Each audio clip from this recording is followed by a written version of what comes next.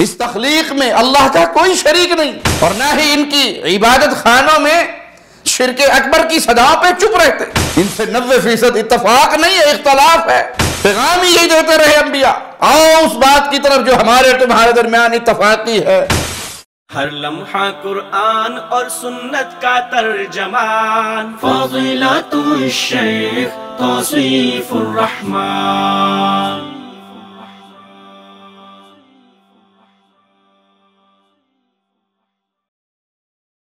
السلام علیکم ورحمۃ اللہ وبرکاتہ۔ ان الحمد للہ نحمده ونستعینه ونستغفره ونعوذ باللہ من شرور انفسنا ومن سیئات اعمالنا من يهده الله فلا مضل له ومن يضلل فلا هادي له اشهد ان لا اله الا الله وحده لا شريك له واشهد ان محمدا عبده ورسوله اما بعد۔ عقیدہ توحید وہ عظیم عقیدہ ہے جو انسان کے جنتی یا جہنمی ہونے کا فیصلہ کرتا ہے۔ جو اس عقیدہ توحید کو تسلیم کرتا ہے وہ اللہ کی جنت میں داخل ہوگا، اور جو اس عقیدے کے برخلاف شرک کی دعوت دیتا ہے، اللہ کی مخلوق کو اللہ کا شریک بناتا ہے، اس کی زندگی بھر کی ہر نیکی برباد ہو جائے گی، اور اگر وہ توبہ کیے بغیر حالت شرک پہ مر جاتا ہے تو ہمیشہ کی جہنم کا ایندھن بنے گا۔ رافضیت سے اہل ایمان کا پہلا اختلاف وہ اللہ تعالیٰ کی توحید پر ہے۔ بعض لوگ عوام الناس میں سے یہ سمجھتے ہیں کہ اہل ایمان کا ان سے اختلاف صحابہ کے معاملے پر ہے، کہ یہ صحابہ کو گالیاں دیتے ہیں یا ان کی تکفیر کرتے ہیں۔ نبی کریم صلی اللہ علیہ وسلم کے صحابہ کی تکفیر یہ کوئی چھوٹا جرم نہیں ہے۔ ایسا جرم کرنے والا شخص بھی دولت ایمان سے محروم ہو جاتا ہے۔ وہ نمازیں پڑھے، روزے رکھے، جو مرضی کرتا رہے، اگر وہ رسول اللہ صلی اللہ علیہ وسلم کے صحابہ کو نعوذ باللہ کافر جانتا ہے، ان کی گستاخیاں کرتا ہے، تو اس کی کسی عبادت کا اللہ کے ہاں کوئی وزن نہیں ہوگا۔ لیکن اللہ کی عبادت میں، اللہ کی ذات و صفات میں، اللہ کی مخلوق میں سے کسی کو شریک کرنا، یہ شرک اکبر ہے جو ملت سے خارج کر دیتا ہے۔ اور رافضیت کے اندر یہ جرم ان کے ذاکروں کی زبان پر آپ کو سننے کے لیے عام ملے گا، وہ عرب کے ہوں یا عجم کے ہوں۔ وہ سیدنا علی کو، سیدنا حسن کو، سیدنا حسین کو، اہل بیت کے ائمہ کو رضوان اللہ علیہم اجمعین اللہ کا شریک مانتے ہیں۔ آئیے ذرا اسی رافضی کو سن لیجئے، یہ کس طرح سیدنا علی کو الہی صفات دے رہا ہے اور اللہ کا شریک بنا رہا ہے۔ علی جاعل الارض مهادا وبان فوقكم سبعا شدادا علی جاعل الارض مهادا وبان فوقكم سبعا شدادا انا للہ و انا الیہ راجعون۔ اس رافضی ذاکر نے، شاعر نے جو کلام پڑھا ہے، آئیے اس کو قرآن حکیم پہ پیش کرتے ہیں۔ ارشاد باری تعالیٰ سنیے، أَلَمْ نَجْعَلِ الْأَرْضَ مِهَادًا، کیا ہم نے زمین کو فرش نہیں بنایا؟ یہ رافضی کہہ رہا ہے کہ علی نے زمین بچھائی ہے، علی نے زمین کو بچھونا بنایا ہے، علی نے تمہارے اوپر 7 مضبوط آسمان کھڑے کیے ہیں، اور یہ جھوٹ بولتا ہے، یہ کذاب ہے، یہ شرک اکبر کا داعی ہے۔ اللہ مالک کا ارشاد غور سے سنیے، وَبَنَيْنَا فَوْقَكُمْ سَبْعًا شِدَادًا، اور ہم نے تمہارے اوپر 7 مضبوط آسمان بنائے۔ زمین و آسمان کو بنانے والا اللہ ہے۔ اس تخلیق میں اللہ کا کوئی شریک نہیں، نہ آسمان کے بنانے میں کوئی شریک، نہ زمین کے بنانے میں کوئی شریک، نہ پہاڑوں کو میخوں کی طرح گاڑ دینے میں کوئی شریک، نہ سمندر کو پھیلا دینے میں کوئی شریک۔ اللہ کی اس تخلیق میں وحدہ لا شریک لہ، وہ اپنے اس تخلیق میں بھی اکیلا ہے، کوئی اس کا پارٹنر نہیں، اسے کسی کی مدد کی ضرورت نہیں پڑی۔ نہ سیدنا علی نے زمین بچھائی، نہ سیدنا علی نے آسمان کا یہ چھت کھڑی کی، یہ سب کچھ کرنے والا تنہا اللہ ہے۔ اور یہ رافضی کھل کر سیدنا علی کو اس کائنات کی تخلیق میں اللہ کا شریک بنا رہے ہیں۔ کاش ان کے یہ جملے ان مفاد پرست مولویوں کی آنکھوں پہ پڑے ہوئے پردوں کو ہٹا سکیں، جو ان کے عبادت خانوں میں کھڑے ہو کے نعرے لگاتے ہیں کہ ہمارا ان سے 90% اتفاق ہے۔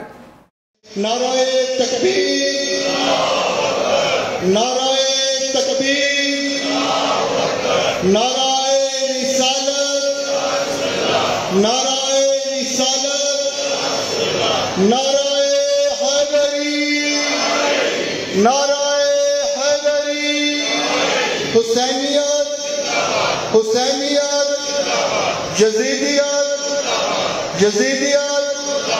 جناب محترم مفتی کفایت اللہ شاکر صاحب اب آپ کے سامنے ذکر محمد و آل محمد بیان کریں گے۔ جن چیزوں میں تفریق ہے، انتشار ہے، جدائی ہے، وہ چند چیزیں ہیں، وہ 10% ہوں گی، 12% ہوں گی، 13% ہوں گی۔ جو مشترکات ہیں جن پہ ساری امت کا اتفاق ہے وہ 85، 88 بلکہ 90% ہیں۔ آؤ تفریق والی باتوں کو چھوڑ کے مشترکات پہ آ جاؤ۔ مولوی صاحب یہ تو اللہ کی وحدانیت پہ آپ سے اختلاف کر رہے ہیں۔ ہاں کاش آپ کے دل میں غیرت توحید ہوتی تو آپ یہ جملے اپنی زبان سے ادا نہ کرتے، اور نہ ہی ان کی عبادت خانوں میں شرک اکبر کی صدا پہ چپ رہتے۔ یہ مفاد پرستی اتنی زہریلی ہے، یہ نام و نمود اور شہرت کا شوق ایمان کے لیے زہر ہے۔ اور رسول اللہ صلی اللہ علیہ وسلم نے سچ فرمایا کہ اگر 2 بھوکے بھیڑیے بکریوں کے ریوڑ میں رات گزارے، وہ 2 بھوکے بھیڑیے اتنا نقصان نہیں کر سکتے جتنا نقصان انسان کے ایمان کا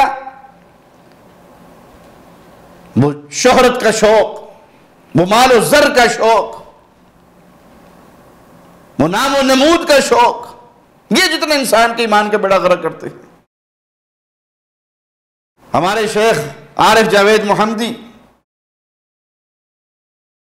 ان سے میری گفتگو ہو رہی تو انہوں نے مولانا محی الدین لکھوی رحمہ اللہ کے بارے میں ایک بات بتائی کہ وہ بکریوں کے ایک چرواہے سے ملے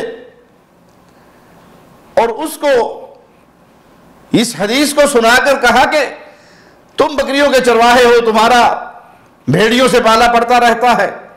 یہ جو حدیث میں 2 بھوکے بھیڑیے، ان کے بارے میں ذرا ہمیں کچھ بتائیے، آپ کے تجربات کیا ہیں؟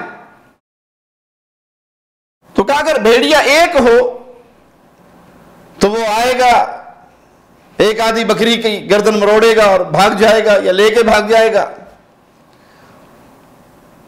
لیکن اگر 2 بھوکے بھیڑیے ہوں بھی 2 اور بھوکے بھی ہوں، اور اگر 100 بکریے ہوں تو وہ اس پورے ریوڑ کا نقصان کریں گے۔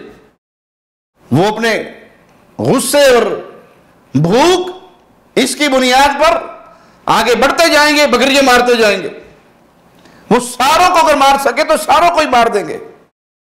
یہی حدیث میں بیان ہوا کہ 2 بھوکے بھیڑیے اتنا اس ریوڑ کا نقصان نہیں کر سکتے جتنا 2 چیزیں انسان کے ایمان کے بڑا غرق کرتی ہیں۔ تو اللہ کے لیے مفادات کی چادروں کو اتار کے پھینکیے۔ یہ اللہ کی وحدانیت میں اللہ کی مخلوق کو شریک کرنے والے، یہ اللہ کے رسول صلی اللہ علیہ وسلم کے صحابہ کی تکفیر کرنے والے، یہ کلام الہی کو تبدیل شدہ کتاب کہنے والے، یہ اپنے ائمہ کو الہی صفات دینے والے، ان سے 90% اتفاق نہیں ہے، اختلاف ہے۔ اور دنیا کے سب سے بڑے اور اہم موضوع عقیدہ توحید پہ اختلاف ہے۔ اب جس سے عقیدے میں اختلاف ہو اس کی کسی اور بات کی طرف نظریں نہیں ڈالی جائیں گی، نہ ان سے محبت اور پیار کی پیلیں بڑھائی جائیں گی جب تک وہ اللہ کی وحدانیت پہ اتفاق نہ کر لے، کیونکہ تمام انبیاء لوگوں کو اللہ کی وحدانیت پہ اکٹھے کرنے کے لیے آئے۔ تعالوا الی کلمۃ سواء بیننا وبینکم، پیغام ہی یہی دیتے رہے انبیاء، آؤ اس بات کی طرف جو ہمارے تمہارے درمیان اتفاقی ہے، اللہ نعبد الا اللہ، ایک اللہ کے علاوہ ہم کسی کی پوجا نہ کریں۔ لا الہ الا اللہ کا جو اقرار کرتا ہے تو اس سے پہلے ہمارا اتفاق ہو گیا کہ ہم نے غیر اللہ کی پوجا نہیں کرنی۔ اگر کوئی کر رہا ہے تو پھر اس سے اتفاق نہیں ہو سکتا جب تک وہ شرک اکبر سے اپنے دامن کو الگ نہ کر لے۔ اللہ سے دعا ہے اللہ ہماری خطاؤں کو معاف فرمائے اور ہمیں بصیرت عطا فرمائے، ایمان کی غیرت عطا فرمائے، توحید کی غیرت عطا فرمائے اور اسی پہ زندہ رکھے، اور ایمان کی بہترین حالت میں ہماری موت ہو، اس حال میں روح نکلے کہ اللہ کے فرشتے سلام کہہ رہے ہوں اور یہ خوشخبری سنا رہے ہوں، اے پاکیزہ روح باہر نکل، تیرا اللہ تجھ سے راضی ہو چکا ہے۔ اقول قولی ھذا واستغفر اللہ لی ولکم ولسائر المسلمین۔ ہر لمحہ قرآن اور سنت کا ترجمان، فضیلت الشیخ توصیف الرحمان۔